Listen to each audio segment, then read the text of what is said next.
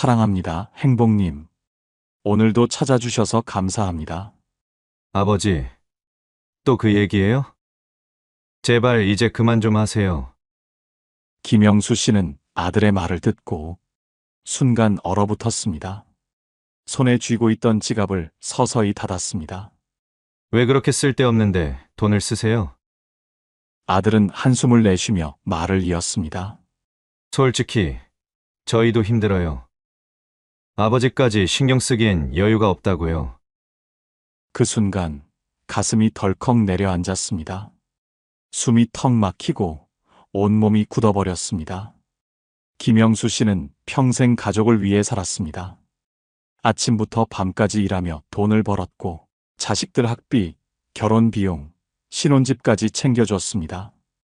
그땐 이게 당연한 줄 알았습니다. 부모는 원래 자식을 위해 희생하는 거야. 내가 늙으면 자식들이 나를 챙겨주겠지. 하지만 현실은 나이가 드니 자식들은 바빴고 한때 돈독했던 친구들도 하나둘 연락이 끊겼습니다. 집에 혼자 있는 시간이 늘어났습니다. 그러던 어느 날 텅 빈 통장 잔고를 보며 문득 깨달았습니다. 나는 결국 혼자구나. 자식들에게 기대려 한 적도 없습니다. 그저 가끔 연락이라도 해주길 바랐을 뿐입니다. 하지만 돌아오는 건 아버지, 이제 그만하세요. 마치 짐이라도 된 것처럼 그렇게 선을 그어버렸습니다. 그날 밤 잠을 이룰 수 없었습니다. 평생 가족을 위해 살았지만 정작 내 인생은 어디 있었나? 여러분은 어떠신가요? 혹시 지금도 이건 당연한 거야 라고 붙잡고 있는 것들이 사실은 여러분의 노후를 더 힘들게 만들고 있는 건 아닐까요? 나이가 들수록 더 채우려는 게 아니라 덜어내는 법을 배워야 합니다. 그렇다면 노년에 반드시 줄여야 할 5가지는 무엇일까요? 오늘 주제가 마음에 드신다면 구독과 좋아요 눌러주세요. 여러분의 마음을 안아주는 좋은 컨텐츠로 보답하겠습니다. 김영수 씨는 그날 밤 도무지 잠을 이룰 수 없었습니다. 자식들에게 기대지 말라고, 쓸데없는데 돈을 쓰지 말라고, 내가 뭘 그렇게 잘못했지? 그동안 자식들에게 돈을 아낌없이 써왔습니다. 평생 벌어온 돈, 노후를 위해 남겨둔다고 생각했던 돈이 알고 보니 대부분 자식들에게 흘러들어갔습니다. 그러다 문득 깨달았습니다. 이제 내 돈은 나를 위해 써야 하는 거였구나. 그리고 그때부터 자신이 줄여야 할 것들이 보이기 시작했습니다. 며칠 후 둘째 아들이 찾아왔습니다. 평소와 다르게 조심스럽게 말을 꺼냈습니다. 아버지, 사실 저희도 좀 힘들어요. 이번에 카페를 차리려고 하는데 자금이 부족해서요. 김영수 씨는 순간 멈칫했습니다. 둘째 아들의 표정은 간절했습니다. 이제 정말 마지막이에요. 한 번만 도와주시면 자리도 좋고 배로 갚아드릴게요. 배로 갚아주겠다. 그 말이 귓가에 맴돌았습니다. 그때 마침 첫째 아들이 집에 들렀습니다. 둘째가 아버지에게 부탁하는 걸 듣더니 표정을 싹 굳히고 말했습니다. 아버지, 또 돈 빌려주려고요? 진짜 정신 좀 차리세요. 김영수 씨는 당황했습니다. 왜 그러냐? 내 동생이 어렵다잖아. 첫째는 한숨을 쉬며 비웃듯 말했습니다. 아버지는 왜 그렇게 쓸데없는데 돈을 쓰세요? 차라리 저한테 주세요. 제가 주식해서 불려드릴게요. 그 말에 둘째가 벌컥 화를 냈습니다. 형은 다 받아놓고 난 안 된다는 거야? 아버지, 이건 불공평하잖아요. 김영수 씨는 두 아들을 번갈아 바라봤습니다. 첫째는 이미 결혼할 때 결혼식 비용, 자동차 구입, 신혼집 마련까지 많은 돈을 보태줬습니다. 둘째 역시 결혼할 때 지원을 받았고 이번에는 카페 창업을 하겠다며 손을 내밀었습니다. 그런데 첫째는 동생은 안 된다며 막아섰고 둘째는 형만 받았으니 나도 받아야 한다고 목소리를 높였습니다. 그 순간 김영수 씨는 깨달았습니다. 이 아이들은 나를 부모로 보는 걸까? 아니면 단순한 돈줄로 보는 걸까? 둘째는 계속 말했습니다. 아버지, 딱 한 번만 더 도와주세요. 진짜 마지막이에요. 이거 성공하면 2배, 3배로 갚아드릴게요. 김영수 씨는 천천히 숨을 들이마셨습니다. 그리고 조용히 입을 열었습니다. 아들아, 미안하지만 이번엔 도와줄 수가 없겠구나. 둘째 아들은 당황한 표정이었습니다. 아버지, 형은 다 받아놓고 전 안 된다고요? 이번엔 진짜 성공할 수 있어요. 아버지가 믿어주셔야죠. 김영수 씨는 눈을 감았다 떴습니다. 이제야 모든 게 보이기 시작했습니다. 믿음의 문제가 아니란다. 이제는 아빠가 아빠 자신을 위해 살아야 할 때야. 둘째 아들은 얼굴을 붉히며 자리에서 일어났습니다. 정말 실망이에요, 아버지. 그 말 한마디를 남기고 문을 쾅 닫고 나갔습니다. 김영수 씨는 멍하니 앉아 있었습니다. 그동안 평생을 자식들을 위해 살았습니다. 하지만 돌아온 건 실망했다는 말뿐이었습니다. 그리고 다시 떠오른 첫째 아들의 말. 아버지, 차라리 저한테 돈 주세요. 주식해서 불려드릴게요. 그 말이 계속 머릿속을 맴돌았습니다. 이제야 깨닫는구나. 이제야 정말 끝내야 한다는 걸. 그날 밤 김영수 씨는 결심했습니다. 이제 내 돈은 나를 위해 써야 한다. 그리고 그는 깨달았습니다. 노년에 가장 먼저 줄여야 할 것은 바로 자식에게 무조건적인 금전적 지원을 끊는 것이었습니다. 그는 생각했습니다. 나는 내가 자식들에게 뭔가 해주면 나에게도 그만큼 잘해주겠지. 최소한 고마워해주겠지. 하지만 아니었습니다. 자식들은 당연하다는 듯이 받기만 했고 또 줄 수 없다고 하니 실망했다며 등을 돌렸습니다. 그제야 깨달았습니다. 이 관계는 서로 주고받는 것이 아니라 그저 내가 계속 퍼주기만 하는 것이었구나. 그렇다면 이건 의미가 없는 것이다. 지금이라도 끊어야겠다. 그날 밤 김영수 씨는 혼자 소주잔을 기울였습니다. 속이 쓰렸습니다. 머릿속은 복잡했습니다. 내가 뭘 그렇게 잘못한 걸까? 이렇게까지 해야 하는 거였나? 그동안 자식들에게 뭘 바라지도 않았습니다. 그저 가끔 연락이라도 해주길 바랐고 명절에 얼굴이라도 보이면 좋겠다 생각했을 뿐이었습니다. 그런데 돌아온 건 실망이에요, 아버지. 차라리 저한테 돈 주세요. 그 말들이 계속 귓가를 맴돌았습니다. 더 이상 집에 혼자 있고 싶지 않았습니다. 답답한 마음을 달래기 위해 오랜만에 친구들 모임에 나가기로 했습니다. 그래, 오늘은 그냥 신나게 한잔하자.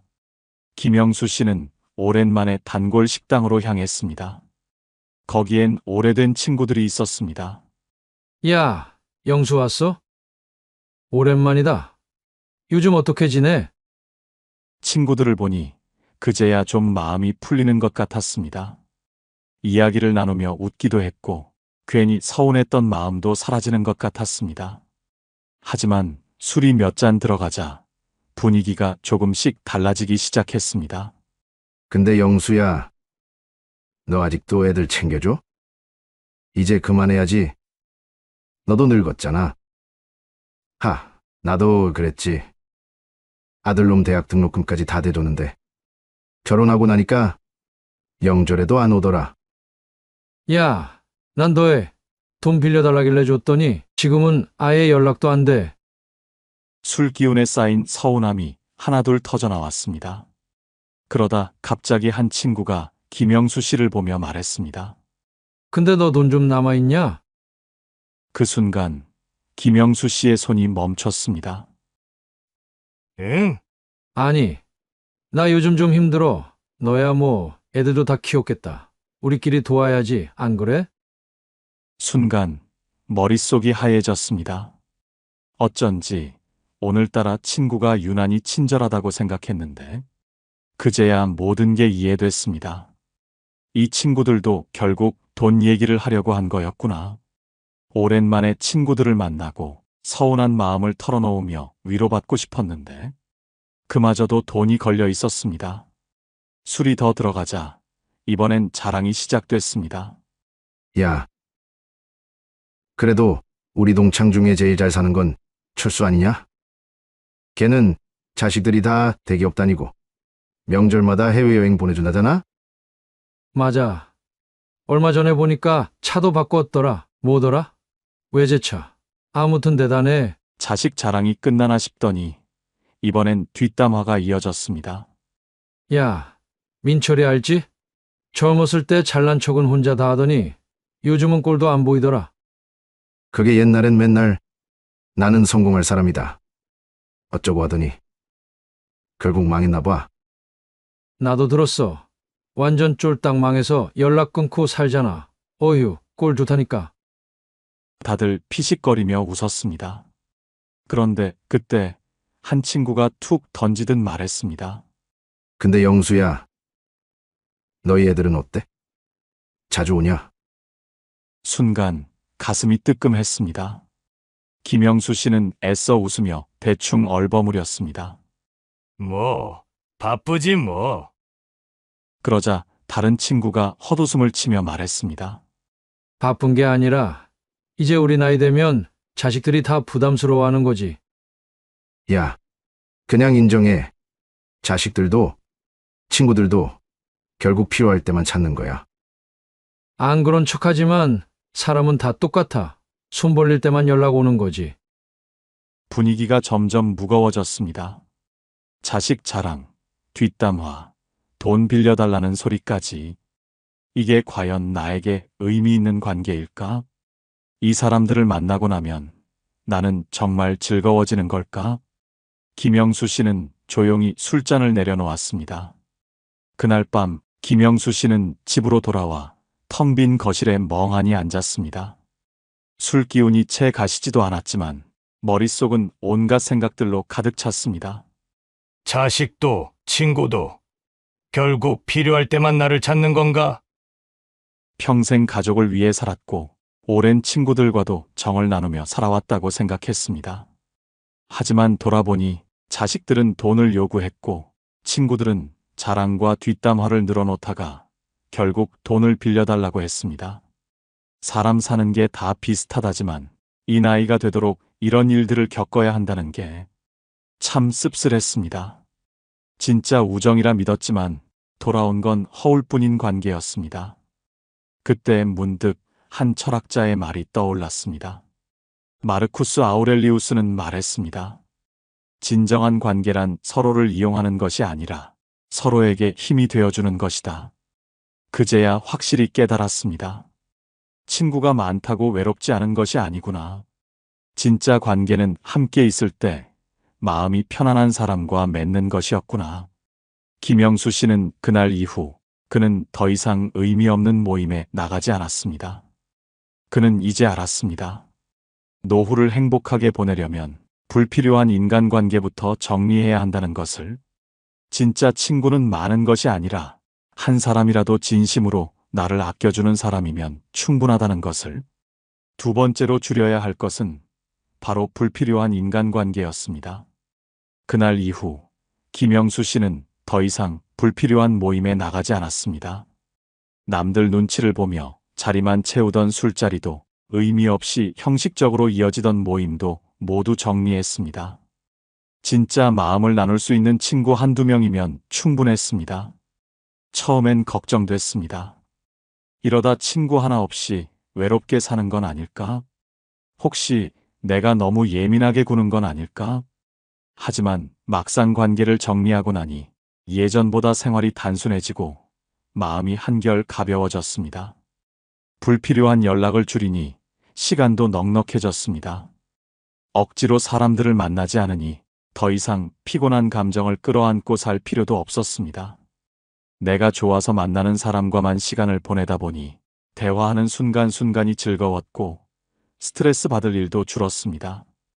그리고 무엇보다 자신을 위한 시간이 많아졌습니다. 오래전부터 배우고 싶던 기타를 시작했습니다. 혼자 카페에 가서 책을 읽으며 여유를 즐겼고 가고 싶었던 여행지에도 다녀왔습니다. 어느 순간 깨달았습니다. 혼자 있는 시간이 이렇게 소중한 거였구나. 젊었을 때는 사람을 많이 만나야 외롭지 않을 거라고 생각했습니다. 하지만 아니었습니다. 진짜 외로움은 많은 사람 속에서 느껴지는 것이었습니다. 나를 힘들게 하는 인간관계를 끊어내고 나니 오히려 내면이 단단해지고 혼자 있는 시간이 더 편안해졌습니다. 그리고 또 하나, 돈을 어디에 써야 하는지도 보이기 시작했습니다. 예전에는 사람들과 어울리는데 돈을 쓰는 것이 당연하다고 생각했습니다. 술자리에서 분위기를 맞추려고 기꺼이 한턱 냈고 괜히 남들보다 뒤처질까봐 값비싼 옷을 샀으며 모임에서 주눅 들지 않기 위해 좋은 차를 타야 한다고 여겼습니다. 하지만 그 모든 것이 결국 남들을 위한 소비였습니다. 정작 자신의 삶을 돌아보면 집에 들어와 지쳐 쓰러지는 날이 더 많았고 아무리 좋은 옷을 입고 좋은 차를 타도 속은 공허하기만 했습니다. 그런데 이제야 깨달았습니다. 이제는 내 행복을 위해 돈을 써야겠다. 김영수 씨는 소비 습관을 완전히 바꿨습니다. 더 이상 남들 눈치를 보며 돈을 쓰지 않았습니다. 이제는 자신이 진짜 필요하고 행복하다고 느낄 수 있는 곳에 돈을 쓰기로 했습니다. 비싸기만 한 브랜드 옷 대신 편하고 실용적인 옷을 입었고 쓸데없는 술자리를 줄이고 그 돈으로 좋은 식재료를 사서 직접 요리를 해 먹었습니다.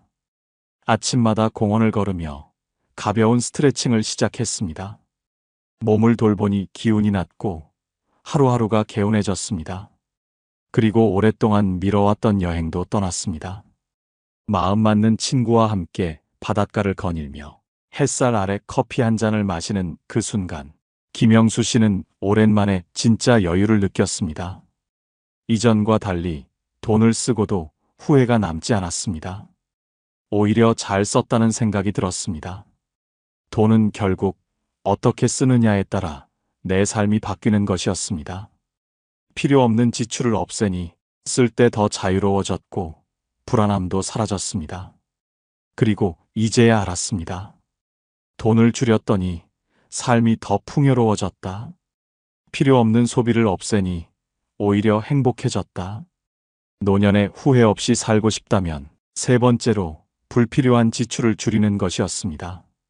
프랑스 철학자 볼테르는 이렇게 말했습니다. 사치란 만족을 주는 것이 아니라 만족할 줄 모르는 습관을 만든다. 이제는 남을 위해 돈을 쓰던 삶에서 나를 위해 돈을 쓰는 삶으로 바꿔야 할 때입니다. 그날 이후 김영수 씨는 한 가지를 더 실천하기로 했습니다. 과거에 얽매이지 말자. 사실 그는 예전부터 후회가 많은 사람이었습니다. 그때 그 선택만 안 했어도 조금만 더 참았더라면 이런 생각들이 머릿속에서 떠나지 않았습니다. 어느 날 그는 우연히 오래된 앨범을 꺼내 보았습니다. 사진 속에는 젊은 시절의 자신과 가족들의 모습이 담겨 있었습니다. 화목했던 순간, 행복했던 기억들이 떠올랐습니다. 하지만 사진을 넘길수록 가슴 한편이 먹먹해졌습니다. 그때만 해도 모든 게 영원할 줄 알았는데 이젠 옆에 없는 사람이 많았습니다. 떠난 부모님, 연락이 끊긴 친구들, 그리고 한때는 죽고 못 살 것 같았던 부부 사이도 이제는 서로 남처럼 살아가고 있었습니다. 우린 왜 이렇게 돼버린 걸까? 마음이 무거워졌습니다. 과거를 떠올릴 때마다 미련과 후회가 그를 짓눌렀습니다. 그때 조금 더 따뜻하게 말할 걸. 내가 너무 감정적으로 대응했었나? 조금만 더 참았으면 달라졌을까? 이런 생각들이 꼬리에 꼬리를 물고 이어졌습니다. 하지만 아무리 곱씹어도 과거는 절대 바뀌지 않았습니다. 그날 밤 그는 문득 깨달았습니다. 나는 어제에 갇혀 살고 있었구나. 그때부터 김영수 씨는 과거를 붙잡는 대신 지금 이 순간을 살아가기로 했습니다. 과거의 상처가 떠오를 때마다 이미 지나간 일이다라고 스스로 다독였고 사라진 인연에 연연하기보다는 지금 곁에 있는 사람들에게 더 집중하기로 했습니다. 오래전 서운한 감정을 남긴 채 연락을 끊었던 친구가 있었습니다. 먼저 손을 내밀고 연락해 봤습니다. 서먹한 인사를 나누며 지난 오해를 푸니 마음이 한결 가벼워졌습니다. 또 한때는 원망했던 가족과도 조금씩 마음을 열기로 했습니다. 이미 지나간 일을 후회하는 대신 지금이라도 관계를 회복할 수 있다면 그게 더 의미 있는 일이 아닐까 생각했습니다. 그리고 그는 이제야 알았습니다. 과거에 얽매이지 않으니 삶이 가벼워졌다.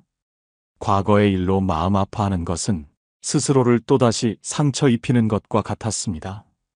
이제는 지나간 기억을 붙잡느라 지금의 행복을 놓치고 싶지 않았습니다.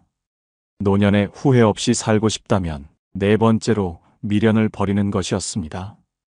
독일 철학자 쇼펜하우어는 말했습니다. 행복한 사람은 과거에 매달리지 않는다. 그들은 오늘을 살고 내일을 기대한다. 지금 내 곁에 있는 것들, 그리고 다가올 미래를 소중히 해야 할 때입니다. 그날 밤 김영수 씨는 불 꺼진 거실 한가운데 앉아 있었습니다. 불필요한 소비를 줄였고 인간관계를 정리했으며 무조건적인 자식 지원도 끊었습니다. 그리고 과거에 대한 미련까지 내려놓았습니다. 그럼에도 불구하고 머릿속은 여전히 복잡했습니다. 내가 이렇게 살아도 되는 걸까? 앞으로 어떻게 해야 하지? 혹시라도 갑자기 몸이 아프면 어쩌지? 돈을 다 쓰고 나면 난 어떻게 되는 걸까? 걱정은 끝도 없이 이어졌습니다. 그동안 살아오면서 늘 생각해왔던 패턴이었습니다. 혹시 모를 상황을 대비해야 해? 앞으로를 생각하면 불안할 수밖에 없지. 그렇게 김영수 씨는 지금까지 수십 년을 과거를 후회하고 미래를 걱정하며 살아왔습니다. 그런데 이 걱정들은 실제로 일어나지도 않은 일들이 대부분이었습니다. 경제적인 걱정, 건강 걱정, 인간관계 걱정.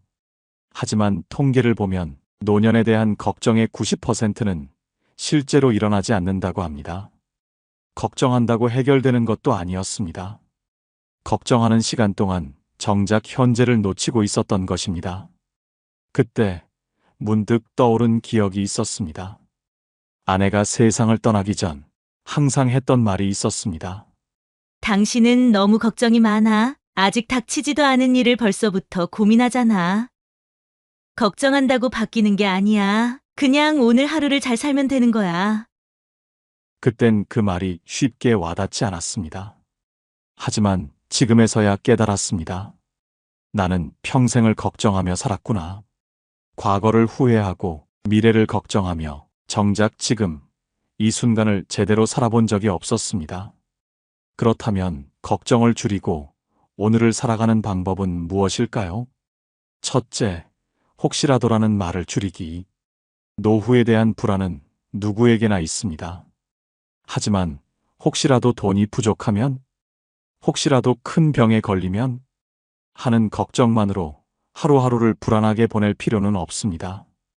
해결할 수 있는 일은 계획을 세우고 나머지는 불안에 사로잡히지 않는 연습을 해야 합니다. 둘째, 오늘에 집중하는 습관 들이기. 미래를 대비하는 것도 중요하지만 정작 오늘 하루를 행복하게 살지 못한다면 무슨 의미가 있을까요? 내가 지금 이 순간을 어떻게 보내고 있는지가 결국 남은 삶의 질을 결정합니다. 셋째, 지금부터 나를 위한 시간 만들기. 하고 싶었던 취미, 가고 싶었던 여행, 그동안 미뤄둔 삶을 살아보는 겁니다. 나이 들었다고, 늦었다고 생각할 필요 없습니다. 중요한 건 오늘부터라도 시작하는 것입니다. 그날 이후 김영수 씨는 걱정하는 시간을 줄이기로 했습니다. 아침에 눈을 뜨면 창밖을 바라보며 커피를 마셨습니다. 산책을 하면서 하늘을 올려다보았습니다. 마음이 편안해지는 책을 읽었고 하고 싶었던 일들을 하나씩 해보기로 했습니다. 그렇게 걱정을 내려놓으니 삶이 점점 가벼워졌습니다. 과거는 이미 지나갔고 미래는 아직 오지 않았다. 나는 지금 오늘을 살고 있다. 노년에 가장 줄여야 할 마지막 것은 바로 쓸데없는 걱정에서 벗어나는 것이었습니다. 마크 트웨이는 말했습니다. 우리가 가진 가장 큰 문제는 일어나지도 않은 일을 걱정하며 삶을 허비하는 것이다. 이제 노년에 후회 없이 살아가기 위해 그는 5가지를 줄였고 그로 인해 그의 인생은 완전히 달라졌습니다. 더 이상 불필요한 걱정에 휩쓸리지 않았고 남의 시선을 신경 쓰지도 않았습니다. 무엇보다 자신의 인생을 스스로 선택하고 살아가기로 했습니다. 이제 남은 것은 오직 자신을 위한 삶을 살아가는 것뿐이었습니다. 우리는 모두 인생의 어느 순간 김영수 씨처럼 깨닫게 됩니다. 더 이상 자식에게 기대어 살 수 없다는 것, 오랜 친구라고 해서 다 진짜 친구는 아니라는 것, 남들 눈치를 보며 돈을 쓰는 게 무의미하다는 것, 이미 지나간 과거는 붙잡을수록 더 아프다는 것, 그리고 미래를 걱정하느라 정작 오늘을 놓치고 있었다는 것. 나이가 든다는 것은 단순히 숫자가 늘어나는 것이 아니라 내 삶에서 불필요한 것들을 하나씩 덜어내고 진짜 중요한 것들만 남기는 과정인지도 모릅니다. 나는 앞으로 어떻게 살아야 할까? 이 질문에 대한 답은 결국 우리 자신이 선택해야 합니다. 지금부터라도 내가 정말 원하는 삶을 살기로 결심한다면 노년의 시간은 후회가 아니라 가장 자유롭고 평온한 순간이 될 것입니다. 그리고 무엇보다 나를 가장 행복하게 하는 것은 결국 나 자신이라는 것. 그 사실을 깨닫는 것이야말로 노년의 가장 중요한 지혜일 것입니다. 여러분은 어떠신가요? 지금도 무언가를 붙잡고 있지는 않으신가요? 혹시라도 이 영상을 보고 작은 변화라도 실천해보고 싶다면 지금 이 순간 나를 위해 할 수 있는 한 가지를 떠올려 보세요. 그 작은 결심이 여러분의 남은 인생을 완전히 바꿔놓을 수도 있습니다. 오늘 영상을 보며 여러분은 어떤 생각이 드셨나요? 여러분의 경험과 생각을 댓글로 나눠주세요. 여러분의 이야기가 누군가에게 큰 위로와 깨달음이 될 것입니다. 오늘 영상이 도움이 되셨다면 소중한 분들께 공유해 주시고 구독과 좋아요로 저를 응원해 주세요. 여러분과의 소중한 연결이 저에게 큰 힘이 됩니다. 오늘도 여러분의 행복을 빕니다. 이상으로 행복 주문서였습니다.